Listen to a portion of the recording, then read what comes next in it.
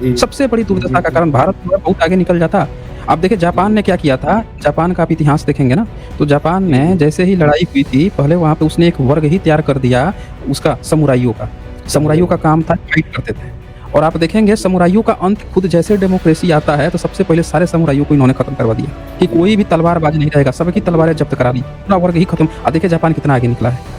जी, पूरा का जी, पूरा सिस्टम खत्म कर दिया। भारत में कहने के लिए छतरी-छतरी हैं, लेकिन इन लोगों का ध्यान ही नहीं है भारत के आगे बढ़ने का। ये तो खुद ही गुलाम बन के बैठे हुए हैं, आश्रित हो गए हैं। कहाँ से देश आगे जी, बढ़ेगा? जी, जी। जिनको फाइट करना है, जिनको माना जाता है, जो खुद को क्लेम कर रहे हैं कि भाई हमारे बाप-दादे शासन करते थे, उनको फाइट करना चाहिए देश के लिए, वो देश की बात ही नहीं कर रहा। खुद तो दबाने की बहुजन को कैसे दबा दें, इसकी बातें चल रही हैं भाई साहब। सर अभी तक सर ये सोचा जाता था कि आरक्षण है। हुँ, आरक्षण की वजह से देश पीछे जा रहा है क्योंकि अंग्रेज़ों ने न्यायिक चरित्र की हीनता का होना किस वर्ग में समाहित बताया है। केवल गूगल पे इतना लिख दिया गया। हुँ। तो उसका उत्तर वही आ जाता है सर, वही ब्राह्मण।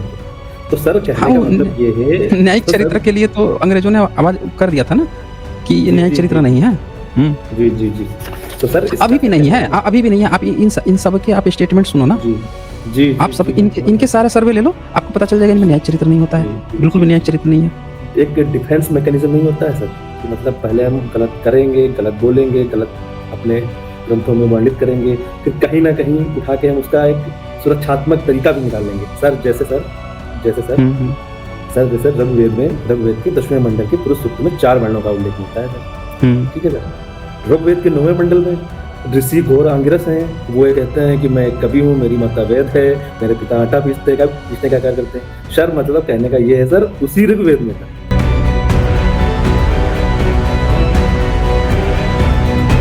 हाँ जी, दिलीप जी, बताएँ क्या कहना चाहते हैं? नमस्कार सर। हाँ जी, नमस्कार। जी, बोलिए। सर मुझे कुछ जानकारी चाहिए थी सर। जैसे हुँ, हुँ। हिंदू धर्म में जो ग्रंथ का स्टार्टिंग है सर वो कहाँ से है? सबसे पहले कौन-सा ग्रंथ आया है सर?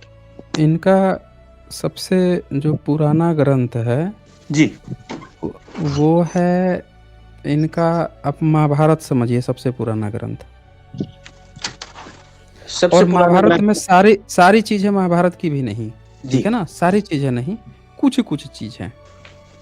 तो जैसे सबसे इन्होंने पहले महाभारत बाद में लिखा ना, महाभारत में तो उसमें ना बहुत सारे 1 लाख श्लोक हो गए।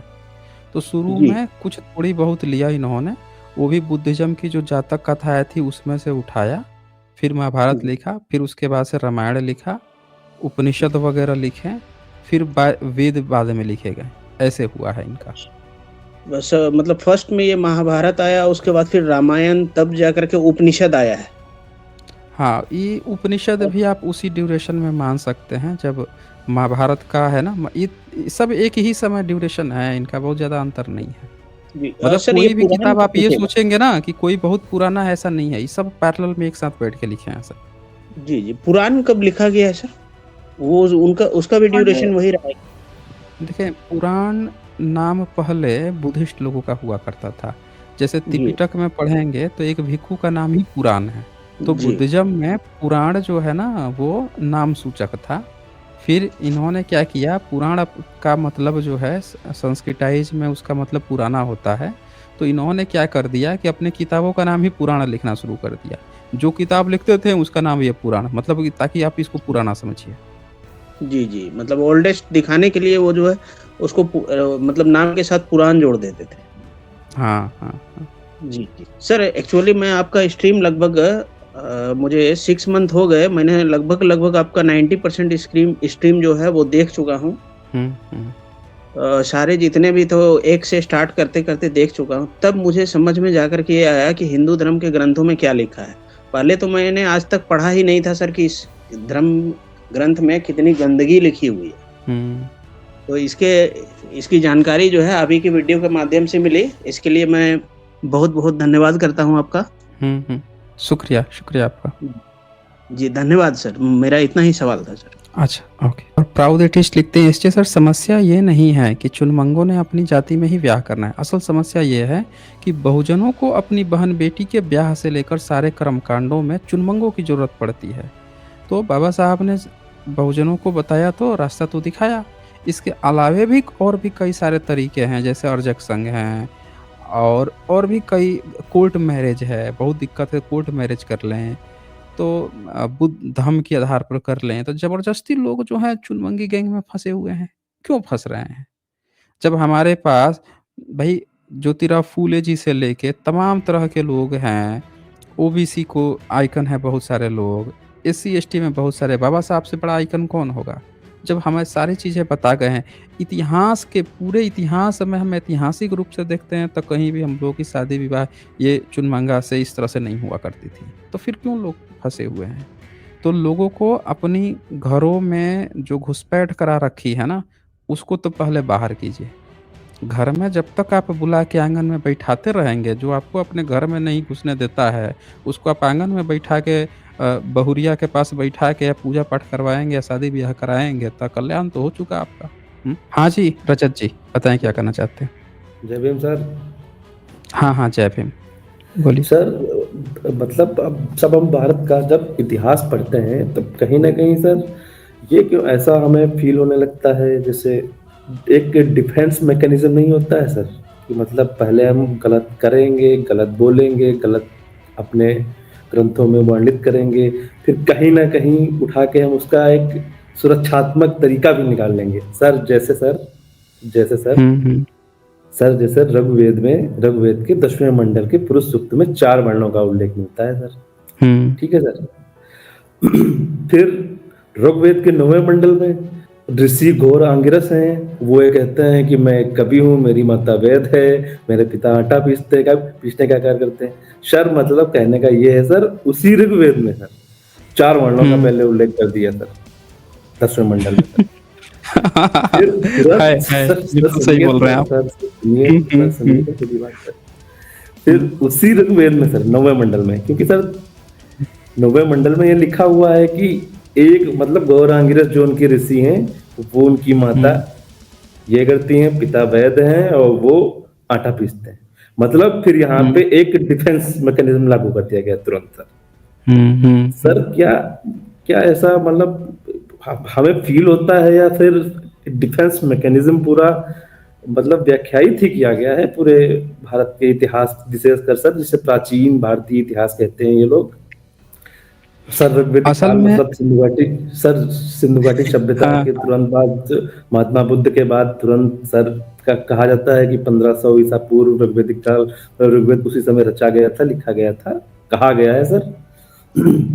सर कहने का मतलब ये है सर, जब वहां से हम चालू करते हैं अपना, जहां से लिटरेरी सोर्सेस मिलने स्टार्ट हो जाते हैं, तो वहां पे ये क्यों ऐसा महसूस हमें ही होता है या ऐसा है ही सर? है ही नहीं ना इनका कुछ भी। ये तो झूठा गपोड़ इन लोगों ने गपोड़ा है वेद का। वेद तो इन्होंने लिखा है मुस्लिम शासन काल में बैठ के। जी भाई इनके वेद का जिक्र किसी भी अच्छा एक बात बताइए, ये वेद आज कर रहे हैं, इतना वेद कर रहे हैं, ये भारत में ये अपना क्या दिखाते हैं कि भारत के जितने भी ऋषि मुनि थे सब वेद करते थे। ये क्या दिखाते हैं कि बुद्धिज्म में बुद्ध और उनके साहित्य हमेशा वेद करते थे। तो मैं ये पूछता हूँ कि भारत में 56 से ज्यादा आए थे पढ़ने के लिए, स्कॉलर आए थे। कम से कम 7वीं सदी से पहले 56 तो आ चुके थे, इसका जिक्र करते हैं इत्सिंग करते हैं। तो आप ये बताएं कि उनमें से किसी ने तो इनके किसी भी वेद का जिक्र किया होता? किसी ने ऋग्वेद का जिक्र नहीं किया, यजुर्वेद, अथर्ववेद, सामवेद। मतलब अगर ये इतनी इंपॉर्टेंट किताब है तो 15 साल अच्छा ये भी क्लेम कर रहे हैं कि भाई नालंदा विश्वविद्यालय में भी पढ़ाई होती थी वेद की। अब ये देखिए इनके क्लेम ऐसे हैं कि ये कह रहे हैं कि पढ़ाई होती थी, और खास बात है कि कोई भी चर्चा तक नहीं किया, किसी ने नामो निशान तक नहीं पता। अलब्रूनिक से कह रहे हैं कि हमने तो आज तक लिखा ही नहीं है भाई साहब ये किताबें। जी हाँ, ये सब तो हम आज तक लिखे ही नहीं है। हाँ लिखे नहीं, क्योंकि लिखेंगे तो गलती हो जाएगी, अशुद्धता हो जाएगी, इसीलिए हम लिखते ही नहीं है। तो बताएं कि कोई भी ज्ञान की बात होती है ना तो उसको लिखने के लिए, जैसे तिब्बत में आप देखेंगे कि 7वीं 8वीं सदी में वहां का जो राजा था उसने क्या किया, एक खास तिब्बती लिपि बनवाई, क्योंकि बुद्धिज्म की सारे ग्रंथों को उसको लिखवाना था अपने देश के लिए। तो उसने अपने सारे विशेषज्ञों को बैठा के लिपि का डिजाइन करवाया पहले, और उस लिपि में बुद्धिज्म की सारी किताबें, और उसने आज देखें आज भी 10,000 किताब तो सिर्फ एक लाइब्रेरी से मिली, तिब्बत की पुरानी लाइब्रेरी से। क्योंकि जिसको मन है तो वो चीज को लिखवाता है, समझता है। बताएं इन्होंने, अगर इनका वेद पुराना था तो 11वीं सदी तक ये लिपि ही नहीं डिजाइन कर पाए थे, जबकि पूरी दुनिया लिख पढ़ रही थी। जी हैं? जी जी इनका वाल्मीकि कब लिख रहा था, वेद व्यास कब लिख रहा था, कि 11वीं सदी तक बोल रहे हैं कि जी कभी लिखे ही नहीं है, ये जी संस्कृत ही नहीं लिख सर पा रहे हैं, सर शुद्धि हो जाएगी। सर सर हम्म, सर सर इसका कुछ समाधान क्या होना चाहिए सर? जब तक भाई हम एक्चुअलिटी पे, वास्तविकता पे उतरेंगे नहीं, तब तक हमारा या फिर हमारे समाज का, हमारा देश का भला हो नहीं सकता। फिर ऐसा देखिए काहे, भारत ऐसा सब में हमें क्यों महसूस सबसे होता है सर? देखिए सर सबसे बड़ी ऐसा हमें दिक्कत क्यों है कि महसूस भारत होता है का जो सर? क्षत्रिय वर्ग है, भारत जी का जो क्षत्रिय वर्ग है, उसने अकबर के सामने घुटने टेके ना, उससे ज्यादा इनके सामने घुटने टेक रखे हैं। जी जी समझ ना, दिक्कत इसी बात की है। जिसको विद्रोह करना, जिसको फाइट करना है, वो हाथ पांव दाब के बैठ गया। भारत के दुर्दशा का सबसे बड़ा कारण भारत के क्षत्रिय हैं सब, मैं बता रहा हूँ। जी सबसे बड़ी जी जी दुर्दशा का जी कारण भारत जो है बहुत आगे निकल जाता। आप देखिए जापान जी ने क्या किया था, जापान का आप इतिहास देखेंगे ना, तो जापान जी ने जी जैसे ही लड़ाई हुई थी, पहले वहाँ पे उसने एक वर्ग ही तैयार कर दिया उसका, समुराइयों का। समुराइयों समुराई। का काम था फाइट करते थे। और आप देखेंगे समुराइयों का अंत खुद जैसे डेमोक्रेसी आता है तो सबसे पहले सारे समुराइयों को इन्होंने खत्म करवा दिया कि जी कोई भी तलवारबाज नहीं रहेगा, सबकी जी तलवारें जी जब्त करा ली, पूरा वर्ग ही खत्म। देखिए जापान कितना आगे निकला है, जी पूरा का जी पूरा जी जी सिस्टम सर खत्म कर बिल्कुल। दिया। भारत में कहने के लिए छतरी छतरी हैं, लेकिन इन लोगों का ध्यान ही नहीं है भारत के आगे बढ़ने का। ये तो खुद ही गुलाम बन के बैठे हुए हैं, आश्रित हो गए हैं। कहाँ से देश आगे जी बढ़ेगा? जी जी जिनको फाइट करना है, जिनको माना जाता है, जो खुद को क्लेम कर रहे हैं कि भाई हमारे बाप दादे शासन करते थे, उनको फाइट करना चाहिए देश के लिए। वो देश की बात ही नहीं कर रहा। वो तो दबाने के, बहुजन को कैसे दबा दें, इसकी बातें चल रही है भाई साहब। हैं? जी जी जी जी जी जी हम्म, तो सर मतलब भारत सरकार को सर हम्म, अभी तक, जैसे सर आप मानते हैं कि 2014 तक सर मतलब यूपीए की सरकार थी, हम्म। शासन चला उनका। क्या सर मतलब हम इतना तो सर मानते हैं कि नेहरू जी कहीं ना कहीं सर साइंटिफिक टेम्परामेंट तो रखते ही थे सर। ठीक है सर, अभी अच्छा खासा साइंटिफिक टेम्परामेंट था उनका, इसीलिए उन्होंने देखिए, डिस्कवरी ऑफ किसी इंडिया भी में कई ब्राह्मण की तरीके का तुलना सर। में, जी किसी भी ब्राह्मण की तुलना में नेहरू ज्यादा बेहतर थे। मैं बता जी रहा हूँ जी उस समय के तत्कालीन जितने भी ब्राह्मण थे, जी अगर जी नेहरू के अलावा अगर ब्राह्मण को ही बनना था और नेहरू के अलावा दूसरा ब्राह्मण बनता तो देश और गर्त में जाता। ये जी बात जी जी जी मैं पूरे जी एनालिसिस के बाद बोल रहा हूँ। मतलब जी ऐसा नहीं है कि नेहरू 100% सही है, जी लेकिन जी जी जी ये सारे के सारे अंधों के बीच में जो काना कहा समझ गया जाता है सर। ना, वो बात है। हाँ। जी सर, समझ गए सर, समझ गए सर। हम्म। सर क्या सर यूपीए की सरकार ने सर कोशिश नहीं की, या फिर उनके समय में सर लोगों के पास इतनी जानकारियां नहीं थी, या फिर इतना कम्युनिकेशन नहीं था कि इतना वो वो मतलब कि तत्कालीन सरकार इतना प्रसारित और लोगों तक पहुंचा नहीं पाई साइंटिफिक टेम्परामेंट, जिससे इस वर्तमान में सर 2014 के बाद जिस तरीके से इंटरनेट का पेनिट्रेशन बढ़ा है, तो लोग समझदार होते जा रहे हैं सर, जो पढ़े लिखे हैं सर। बाकी इसका नेगेटिव इम्पैक्ट भी पड़ रहा है सर। नेगेटिव इम्पैक्ट जैसे सर, जो ज़्यादा पाखंड कर रहे हैं, पूजा पाठ या फिर इधर उधर की फालतू की चीजें कर रहे हैं, वो और इससे प्रोत्साहित हो रहे हैं सर। सर वो तो एक पहलू है ही सर।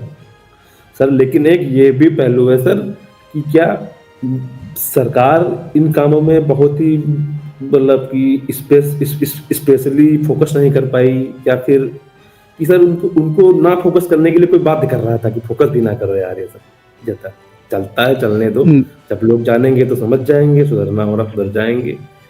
सर 70 मतलब कहा जाए सर 70 साल, जैसे जिस तरीके से कहा जाता है 70 साल के अंदर 60 ईयर तो मानते हैं सर, 60 ईयर तो शासन किया ही कांग्रेस हम्म। ने।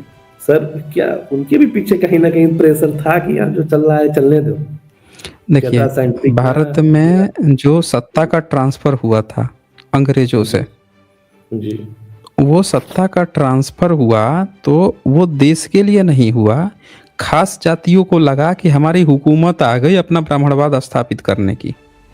जी जी इसके पहले इस सबसे पहला मोमेंट था अंग्रेजों के बाद से जब ब्राह्मणों के हाथ में सत्ता आई थी। इसके पहले कभी ब्राह्मणों के हाथ में सत्ता नहीं थी। आप पूरा इतिहास उठा के देख लीजिए। जी पहले जो तथाकथित कुछ राजा वगैरह थे, तब मुस्लिम आक्रमण किए, राजाओं से कुछ जीते, कुछ हारे, सरेंडर कर दिए, फिर मुस्लिम्स की सत्ता आ गई। मुस्लिम्स में डिफरेंट क्षेत्र के मुस्लिम आते हैं, फिर अंग्रेज आते हैं, पुर्तगाली, डच वच सब आते हैं, और जी इसके जी बाद से जी पहली बार ब्राह्मणों के, तो ब्राह्मणों ने ब्राह्मणवाद खड़ा किया। उनका उद्देश्य ही नहीं था देश को आगे बढ़ाना, उनका सबसे पहला जो उद्देश्य था वो था बाकी सबको कंट्रोल करना।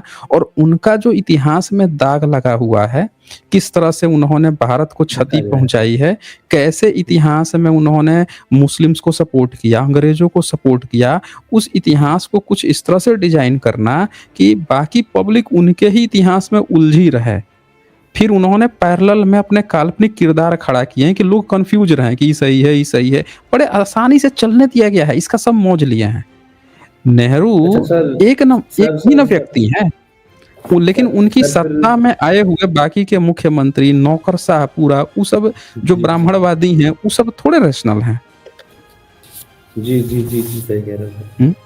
ये बात तो सर है हाँ। सर। वो अकेले मान लीजिए फोकस करते भी होंगे, तो उनकी मिनिस्ट्री और उनके ब्यूरोक्रेट्स वो सब तो मतलब कहीं ना कहीं, और जो भी जो साधु के बेस में सब वही पाखंडी थे, ए टहल टू रहे हैं जेड, ये भी सर। ए टू जेड, जी जी पूरे के पूरे मनुवादी ग्रुप था वो। तो सर इसका समाधान कैसे सर निकले? मतलब समाधान की शुरुआत सर कहाँ से हो? सर आप देखें, सर इस पे भी सर कुछ आप प्रकाश डालें आप तो बढ़िया रहेगा। आप एक बात देखिए, सीधा से एक बात समझिए। अगर बुद्धिज़्म की थियरी देखेंगे तो बुद्धिज़्म ये कहता है कि जो समस्या की जड़ है उसको सही कर दो, वो सही होगा तो वो खुद से सिस्टम को सही करेगा। जी तो यहाँ अगर किसी को सिस्टम सही करना है तो ब्राह्मणों को सही करना पड़ेगा, ताकि ब्राह्मण सही हो तब वो सिस्टम को सही करेंगे, क्योंकि सारी चीजें उन्हीं के अंदर में चलती हैं, घूमती फिरती हैं, वही सब चीज है। लेकिन अभी तक के जितनी भी चीजें देखी गई हैं, तो ब्राह्मणों का इसमें न कभी कोई इंटरेस्ट रहा है समाज सुधार का, शुरू से ही, मतलब आज का इतिहास नहीं है, शुरू से ही। और जी जी जी जब जी कभी किसी ने सर। भी इस चीज को आगे किया है, समाज सुधार किया है, तो हमेशा वो उसको दुश्मन की नजर से देखे हैं। उसको हमेशा ही, अब उसमें से एक दो आ भी जाएंगे सहलाने के लिए, हाँ हाँ आप तो अच्छा काम कर रहे हैं, बढ़िया काम कर रहे हैं, जी और जी 10 जो हैं वो विरोध में भी रहेंगे, लेकिन सिस्टम को सुधरने भी नहीं देंगे। अगर सिस्टम सुधरा, फिर भी सिस्टम अगर सुधरा, तो लाभार्थी वही बनेंगे। जैसे महिलाओं को हक अधिकार दिलाने की बात, जैसे महिला के हक तो विरोध उन्होंने किया। सांसद में जी जब शादी की उम्र 14 साल की गई थी पहली बार, तो सबसे ज्यादा विरोध ब्राह्मणों ने किया था कि धर्म बर्बाद किया। फिर जब हो गया इम्प्लीमेंट, तो आप देखिए लाभ ब्राह्मण उठाया, लड़कियों के रोजगार की, एजुकेशन की लाभ वही उठाए, अपनी अपनी लड़कियों को पढ़ा लिखा के हर जगह बैठा दिए, और सबसे ज्यादा विरोध यही कर जी रहे थे कि हमारा धर्म बिगाड़ रहा है, गोबर गोमूत्र फेंक रहे जी थे। तो जब भी जी सिस्टम सुधरता है, लाभार्थी यही होते हैं, ठीक है, लेकिन विरोध सबसे पहले यही करेंगे। तो ये क्या करते हैं कि ये उस मौके के तलाश में रहते हैं कि अगर सुधर गया तो भी उधर फायदा निकाल लेंगे, और नहीं सुधरा तो भी। इनको सिस्टम सुधारने से नहीं मतलब है, इनको जो सिस्टम चल रहा है उस सिस्टम में हमारा ही वर्चस्व हो, इससे मतलब होता है जी बस। जी जी जी जी जी सर, बिल्कुल आप सही कह रहे हैं सर। इस बात पे सर हम सरकार मानते हैं किसी सर। की बन ले, मैं तो कह रहा हूं कल जी बहुजन की सरकार बना देंगे ये, कल जो जी है बहुजनों की भी सरकार बना देंगे ये। जी लेकिन जी अगर इनको वहां पे भी बहु मतलब वर्चस्व मिले तो ये बहुजन के खड़ा कर देंगे, ला भैया जी तुम जी लोग आ जी जाओ जी शासन में, इन दोनों को छोड़ो, ये दोनों भाई भाई जी हो गए, इनको लात मारो, हटाओ हटाओ, आ जा भाई तुम आ जा, बस हम हमारा जी वर्चस्व जी बना रहे, ला भैया तेरी सरकार बन जाएगी। जी तो तो सर इनकी पूरी की सर पूरी फिक्स है, इनकी गोल जो है ना पूरा जी फिक्स है इनका। हम्म। जी सर, मतलब हम मजाक में नहीं कह रहे हैं सर, ये भी एक बात सत्य है सर। गूगल पे मतलब इस बात को हम मतलब फैक्चुअली करेक्ट कैसे मान सकते हैं सर? गूगल पे हम सिंपल तरीके से, अगर जो इस तरीके से लिख दिया जाए कि अंग्रेजों ने न्यायिक चरित्र की हीनता का होना किस वर्ग में समाहित बताया है, केवल गूगल गूगल पे इतना लिख दिया जाए सर, हम्म। तो उसका उत्तर वही आ जाता है सर, वही ब्राह्मण। तो सर हाँ, कहने का वो मतलब ये है। न्यायिक तो सर चरित्र के लिए तो अंग्रेजों ने आवाज कर दिया था ना कि ये जी न्यायिक जी जी चरित्र जी नहीं है। हम्म। जी जी जी तो सर अभी इसका भी सर नहीं कहने है, का मतलब अभी भी नहीं है। आप इन सब के आप स्टेटमेंट सुनो ना, जी जी आप जी सब जी हम इनके समझ रहे इनके हैं सर। सारा सर्वे ले लो, आपको पता चल जाएगा इनमें जी न्यायिक चरित्र नहीं होता है, जी जी बिल्कुल जी भी न्यायिक जी चरित्र नहीं है। पढ़े लिखे हमें सर वर्ग, मतलब अनपढ़ की नहीं बात जी कर रहे हैं, जी पढ़ा लिखा, इनका पढ़ा लिखा वर्ग की। जी, जी। हुँ, तो सर कहने का मतलब ये है सर, ये केवल और केवल सर कहा जाए कि जितना भी ये सब पाखंड फैलाए रखे हैं इधर-उधर का, जो भाई चाइना हमारे साथ ही लगभग आज़ाद हुआ था।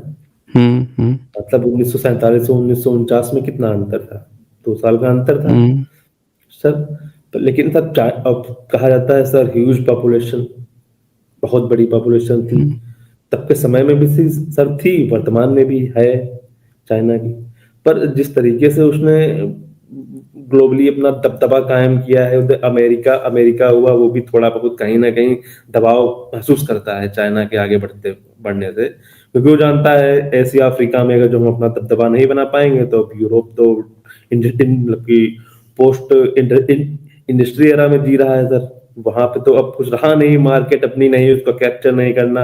अब जहाँ पे इंडस्ट्रियल रेवोल्यूशन नहीं आई है, और जैसे सर मतलब कंज्यूमरिज्म ज़्यादा नहीं प्रमोट हो पाया है, जैसे अफ्रीका अपना ये पिछड़ा हुआ एशिया का कुछ क्षेत्र, सिंगापुर वगैरह को छोड़ दें सर, कुछ कंट्रीज को छोड़ दें, वहाँ पे सर पूरी तरीके से चाइना अपना मतलब कि अपना दबदबा बना रहा है सर, जिस तरीके से। सर कहने का मतलब ये है कि सर कि क्या इन सब निचोड़ों का सर यही निष्कर्ष निकाला जाए कि न्यायिक चरित्र ना हो तो कोई बात नहीं, चलेगा, पर अपना अपना स्वार्थ सिद्ध होना चाहिए मेरा। देखिए, ब्राह्मण एक जाति नहीं है, एक सोशियो पॉलिटिकल संगठन है। जी, समझ रहे हैं ना? आप जी, देखेंगे ध्यान से, सोशियो पॉलिटिकल क्यों कह रहा हूँ, तो कई बार ब्राह्मण है ना, दूसरे ब्राह्मण को कहेगा ये नीचे जाति वाला ब्राह्मण है। ध्यान से देखिएगा, जी, इसमें हम शादी जी, नहीं जी, दें, इसमें बेटी नहीं देते हैं, बेटी ले लेंगे, इसमें बेटी नहीं देंगे। ये भी काम करता है, ये नीचा ब्राह्मण है, ऊँचा ब्राह्मण, ये करता है वो। तो ये सोशियो पॉलिटिकल, फिर भी वो एक संगठन है, सोशियो पॉलिटिकल संगठन है। पॉलिटिकल कैसे है? तो वर्चस्व ब्राह्मणों का ही रहना चाहिए, जी, और कोई जाति ना घुसने पाए इसमें, इनके इस रेंज में। तो इसीलिए ये एक जाति कहना कि ब्राह्मण एक जाति है न होके, ये सोशियो पॉलिटिकल इनका एक संगठन है। बहुजनों को अपना संगठन, सोशियो पॉलिटिकल संगठन खड़ा करना पड़ेगा अगर इनसे टक्कर लेनी है तो। हाँ सर, ये तो सर बात सही कह रहे हैं सर। जिस तरीके से कुछ संगठन वर्तमान में सर कर भी रहे हैं, कुछ अपने भारत लेकिन देश उससे में नहीं कुछ। होगा।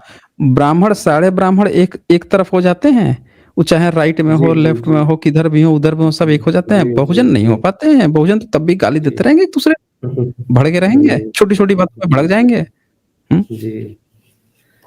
सर फिर समाधान क्या निकले सर, हम लोगों के लिए सर? समाधान, हो क्या? देखिए। सर जिस तरीके से सर, और तो सुनिए सर, और बेसिक बातें आपसे करनी है सर, हम्म, बहुत दिन बाद तो पहली बार आए हैं आपके यहाँ सर, और हम्म, हल्की फुल्की बेसिक बातें करनी है सर।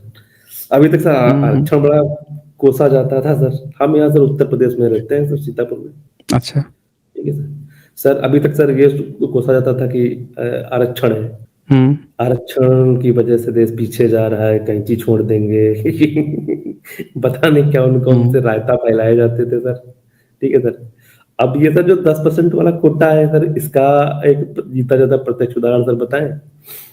सर हम्म, अभी सर कुछ यूपी में शिक्षक भर्ती आई थी कुछ दिन पहले सर, उसका एग्जाम हम्म, हुआ है। तो उसमें हुआ ये है सर, जो ओबीसी के बच्चे हैं, हम्म। वो 92 98 92 94 नंबर पाके अंदर रहे हैं सर। अच्छा। ठीक है सर। जी, हम्म, 92 94 नंबर पाके अंदर नहीं, मतलब मेंस के लिए एलिजिबल नहीं हो पाए हैं। हम्म, ठीक है सर। और उसी के बरक्स कुछ नीचे, जैसे ईडब्ल्यूएस वगैरह के तो थे सर, वो सब 84 हम्म। 85 82 पे सिलेक्ट, मतलब अंदर है। अच्छा। सर खेल ये हो रहा है सर यहाँ पे कि जिस तरीके से, हम्म, अब इससे पहले तो 2017 के पहले या फिर 18 के पहले ये सब नहीं होता था। वहां पे आपकी मेरिट लगी, मेरिट में यदि आप बहुत अच्छे निकल गए तो प्री प्री भी आपको सामान्य श्रेणी की सीट के अनुपात में आपको प्री क्वालिफाई करा लिया जाता था। ठीक है हम्म, सर।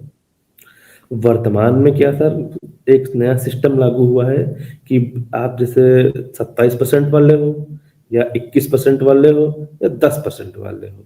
ठीक है सर।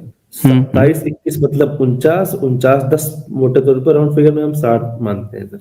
तो अब यदि आप 27% वाले हो तो आप 27% में ही प्री क्वालिफाई करोगे। हम्म, ठीक है सर। आप 27% में ही आप प्री क्वालिफाई करोगे, और जो 60% मतलब सामान्य आपकी जब आप फॉर्म भरेंगे तो उसमें सामान लिखेंगे, तब आप 60% वाले में क्वालिफाई करोगे प्री में सर। शुरू में ही सर छांट दिया जा रहा है बच्चों को, जो पढ़ने वाले हैं उनको सामान्य सीट के बरक्स प्री में क्वालिफाई ही नहीं किया जा रहा है। उसको सीधे यही तो चाल है इनकी। जी जी जी जी, उसको सीधे उठा के अपनी कैटेगरी में फेंक दिया जा रहा है। यदि मेरे 92-95 नंबर हैं तो मैं अपनी कैटेगरी में ही ओवरऑल लड़ाई करूंगा, भले ही सामान्य वर्ग की 92 मिनट गई हो, पर मेरी कैटेगरी में अगर 94 में टॉपर हूं तो मैं अपनी कैटेगरी का टॉपर माना जाऊंगा। इसीलिए सर जब प्री ज्यादा नहीं क्वालिफाई कर पा रहे हैं बच्चे, तो मेंस तो स्वाभाविक है सर नहीं क्वालिफाई करेंगे। अंत में वो उठा के सीटें बांट दी जाती हैं, कोई योग्य बच्चे नहीं मिले मुझे। सर ये भी एक जाना पहचाना और सुनियोजित तरीके से, अगर जो कुछ बहुजन टैलेंट की जेनोसाइड करना है, ये साफ साफ जेनोसाइड है। बहुजन टैलेंट जो है ना, बहुजनों के हक अधिकार का जेनोसाइड है। आप खुद देखिए, मान लीजिए कि कोई आपका दोस्त है, आप सोचिए कि आपके सामने आपके दोस्त है, जिंदगी भर उसको 50,000 60,000 सैलरी मिलनी थी। आपने क्या किया कि गलत कुछ लगा के और वो चीज आपने पैसा ले लिया, वो आपके क्रेडिट हो रहा है, आप में क्रेडिट हो रहा, और जिंदगी भर आप खा रहे हो, आपके बाल बच्चे खा रहे हैं और वो भूखा पड़ा हुआ है। पूरे ब्राह्मणवादियों ने यही किया है बहुजन समाज के साथ। इस देश की 85% जो लोग हैं जिनके घरों में नौकरियां जाती, जिनको सैलरी मिलती, जिनके घर के बाल बच्चे खाते पीते हैं, उसको इन लोगों ने अपने भाई भतीजवाद के लोगों को भर भर के उनके घरों के उनके पेट की रोटियां खा ली। और ये दुनिया को समझा रहे हैं कि न्याय मिलता है। कोई न्याय नहीं मिलता, ये कोई न्याय वाय नहीं है। इसीलिए मैं बहुजनों से कहता हूँ कोई भगवान नहीं है, इसके भरोसे मत रहना किसी भगवान के। सबसे पहली फुर्सत में निकाल के फेंको उसको। हाँ, पूरा बहुजन समाज के हक अधिकार का पैसा, इनकी तोंद फूली हुई जो गाले मोटी मोटी करके लाल लाल घूम रहे हैं ना इनके, और इनके बाल बच्चे जो ऐस काट रहे हैं, ये सब बहुजनों के घर में पैसे जाने वाले थे। उनके संसाधनों के लूट खसोट कर दी इन लोगों ने। बिल्कुल सही कह रहे हैं सर। इस पे फिर पाबंदी कैसे लगे सर? कुछ आप सुझाव दीजिए सर, थोड़ा बहुत। नहीं, आप ये क्या समझ रहे हैं कि ये कोई टॉनिक है, मैं एक ठेपी निकालूंगा दे दूंगा, कोई पिएगा और सोल्यूशन हो जाएगा? नहीं सर हम ये नहीं कह रहे सर। देखें, लड़ाइयाँ जब होती है ना, लड़ाइयाँ होती हैं तो राजा जो है ना किले बनाते थे। ऐसा नहीं था कि एक राजा किला बनाया और दूसरा जो है बिना किला के ऐसे रोड पे ही घूम रहा है, ऐसे ही जीत जाएंगे। आपको भी वो वैसी ही सुरक्षा, हर राजा के लिए क्या होता था, वो अपने सुरक्षा के सामान तैयार करता था, तो दूसरे राजा को भी अपनी सुरक्षा के लिए उतनी ही मजबूती ढंग से खड़ा होना पड़ता था। हम बहुजनों को जिस स्ट्रांगनेस से ये लोग खड़े हुए हैं, उतने ही स्ट्रांगनेस से अगर हम नहीं खड़ा हो रहे हैं, सब नहीं खड़ा हो रहे हैं, कोई फाइट नहीं होनी है। हम नहीं हक अधिकार ले पाएंगे ऐसे करके। हमें उनके पैरेलल में उनसे तगड़े इंस्टीट्यूशन खड़े करने होंगे, ऑर्गेनाइजेशन खड़ी करनी होगी। वो यूनिटी लानी पड़ेगी कि हर बहुजन के नाम पे खड़ा हो जाए। और कैसे होगा? उनके पास तो धर्म है, धर्म के नाम पे सबको खड़ा कर लेता, बहुजनों को भी अपने साथ में खड़ा कर लेता है। जी वही सर। घर वापसी जब तक लोग धर्म में घर वापसी नहीं करेंगे ना, वही सिर्फ एक धागा बनेगा जो इस भारत को फिर से पुनः एक भारत खड़ा करके रखेगा और सारे बहुजनों को जोड़ेगा। हाँ, बिना उसके ना, मैं बोल तो रहा हूँ, मैं खुला चैलेंज दे रहा हूँ। जब तक हम लोग इस पर नहीं स्टडी था, नहीं था, लेकिन जब से इसकी हम लोग भीतर डेप्थ में घुसे हैं, तब से मैं समझ चुका हूँ कि बहुजन बिना धर्म के जितना फाइट कर रहा है, जितना एक्टिविस्ट, सब लोग ये अब खुद भी अंधेरे में हैं, अंधेरे में समाज को लेके जा रहे हैं। जो कोई भी एक्टिविस्ट है बहुजन का, और अगर वो कहता है कि हम किसी बहुजन फाइट कर रहे हैं बिना धर्म के ही, वह हिंदू बने रहेंगे, बहुजन बने रहेंगे, दलित बने रहेंगे, ये जाति का वो जाति का, तब हम हक अधिकार दिलाएंगे, वो सब के सब अपने आंखों पर पट्टी बांध लिए हैं और खुद भी अंधेरे में गिर रहे हैं, सबको पीछे अंधेरे में लेके जा रहे हैं। धर्म के अलावा कोई रास्ता ही नहीं है, कोई रास्ता नहीं है। मैं बता रहा हूँ, अगर किसी भी, मैं चैलेंज देता हूँ, किसी बहुजन में भी अगर लगता है कि इसके अलावा कोई रास्ता है, वो आके हमको दिखा दे भाई रास्ता। जी वो अंत में घूम घाम के साथ धराशायी जरूर हो जाएगा सर, अगर जो इस रास्ते पे ना चला तो। कहने का सर मतलब ये। हाँ, बिल्कुल, इसका कोई तोड़ नहीं है। जी सर, धन्यवाद सर। फिर अगली बार सर कभी मौका मिलेगा। हाँ, ठीक है रजत जी, ओके। जी। ओके। यहाँ पे गौरव सिंह वासु लिखते हैं, कर्म कांड को किसी भी रूप में घर में प्रवेश होने से रोके सारे बहुजन, तब जाके सुधार होगा। हमें प्रण लेना है कि इनसे दूर रहना। बिल्कुल सही कहा आपने। जब तक कर्मकांड आप के लिए इनको अपने घरों में घुसाते रहेंगे, तब तक कोई बहुजन का भला नहीं होना है। सचिन रोकड़े लिखते हैं, हमारी लड़की बिग बॉस में गई थी, उसने दिखाया इंग्लिश कैसे बोलते हैं, बिहेवियर कैसे होना चाहिए, फ्लो में तलवार की बात की उसने निकाल दिया, तलवार की बात की उसको निकाल दिया।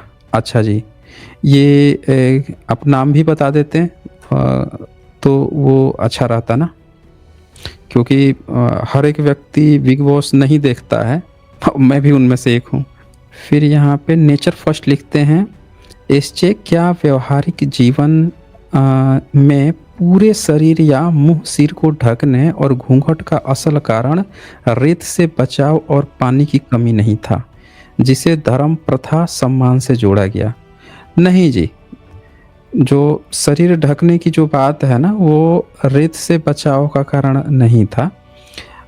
अरबी में चाहे पुरुष हो चाहे महिला हो, वो पूरा भरपूर कपड़ा पहनते हैं ज़रूर रेत से बचने के लिए, लेकिन इस्लाम के आगमन के बाद से अगर आप उसको देखेंगे तो वो रेत से बचाव का तरीका ना हो के इस्लाम का एक फैशन बना दिया गया, विशेषकर औरतों को ढकने का।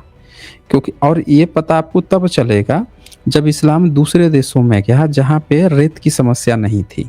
तो वहाँ पे आपने क्या देखा कि वहाँ पे अब पुरुष तो पूरा शरीर ढक के नहीं रह रहा था, लेकिन महिला को वो ढक दे रहे थे, क्योंकि उनके यहाँ ऐसा कुछ मामला है कि वो बहू से शादी कर लेते, बहू पे नज़र पड़ गई तो किस पे नज़र पड़ जा रही है, उसी से शादी हो जा रही है, क्या हो जा रहा है, नियत खराब हो रही है, पता नहीं क्या इनके तगड़े चक्कर थे, तो ये ढक उक के रखने लगे। तो ये प्रथा, हालांकि इस्लाम के उदय से पहले वहाँ पे भी इस तरह की प्रथा नहीं थी कि किसी महिला को ढक ढुक के रखे, क्योंकि वहाँ पे महिलाएं व्यापार करती हैं। खुद मोहम्मद साहब की पहली पत्नी व्यापार करती थी, पर पुरुषों से मिलती थी। अब इनके यहाँ वो बैन हो जाता है कि वो पर पुरुष से बात ही नहीं कर सकती। व्यापार करना तो बहुत दूर की बात, अब वो घर की वस्तु बना दी जाती हैं। तो ये चीज़ें थी, और ये जो कारण है रेत से बचाव का, ये दूसरे देशों में अगर मौलाना अगर शिक्षित किए होते कि नहीं ये कंपल्सरी नहीं है, सिर्फ रेत के लिए है, रेतीली जगह पे नहीं है, तो फिर इस आर्गुमेंट को माना जा सकता था। और चूंकि इनके जो इस्लाम को मानने वाले थे जिस तरह से आगे बढ़ाए हैं, उससे एकदम क्लियरली ये मेंशन है कि वो स्त्री को ढकने के लिए था, न कि रेत से बचाने के लिए। फिर नेचर फर्स्ट लिखते हैं, 12,000 प्लस साल पुराने मैसो अमेरिकन मूल निवासी घूंघट नहीं किए। कनाडा ने अपने सम्मानित मूल निवासियों का फर्स्ट नेशंस शब्दों द्वारा ऐतिहासिक योगदान स्वीकारा। अच्छा जी, घूंघट नहीं किए। नहीं, घूंघट की प्रथा ही नहीं है, ये बहुत आर्टिफिशियल प्रथा है घूंघट करना। आप दुनिया के तमाम जीव जंतुओं को देख लो, कौन घूंघट करता है? कोई घूंघट नहीं करता है। कपड़े नहीं पहनते, इंसान ने कपड़ा पहना है, और कपड़ा भी पहना तो आप देखेंगे कि कपड़े में भी एक बहुत वो देखा गया कि कपड़ा का जो भी लिमिटेशंस जो फीमेल्स पे गया, वो सिर्फ कुछ पोर्शंस को ढकने के लिए था। घूंघट से तो मतलब ही नहीं था। ये तो जो शासन में थे, सत्ता में थे, जो बेहद ही कामातुर लोग थे, वासना युक्त थे, किसी भी लड़की को देख लार टपकने लगती थी, ठड़क, उन लोगों को ऐसा लगा होगा कि ये सामने का चेहरा दिख गया, ठड़क गए, ठड़क आ गई, अब इसको हथिया सकते हैं, भैया ढक ढुक कर वो चेहरा ही दिखे ही ना, मुझे ये ना पड़े। तो ये बड़े उस तरह के लोगों ने इस तरह के नियम बनाए हैं, जिन लोगों के बड़े उनको अपनी उनकी थिंकिंग लेवल या उस ग्रुप के लोगों की थिंकिंग लेवल ऐसी नज़र पड़ गई, तो भाई साहब ये इस पर हमारा नियत बिगड़ रहा है। इस तरह के लोगों का ये करामात है। अन्यथा आप देखेंगे तो दुनिया के जितने भी स्पीसीज हैं उसमें कहीं पे भी घूंघट पर्दा वर्दा की बात ही नहीं है। और सोमेश्वर दयानरंग यहाँ लिखते हैं, सभी बातों का एक ही सार, बुद्ध धम्म में घर वापसी, जय भीम। हाँ जी, बिल्कुल सही, शुक्रिया जी।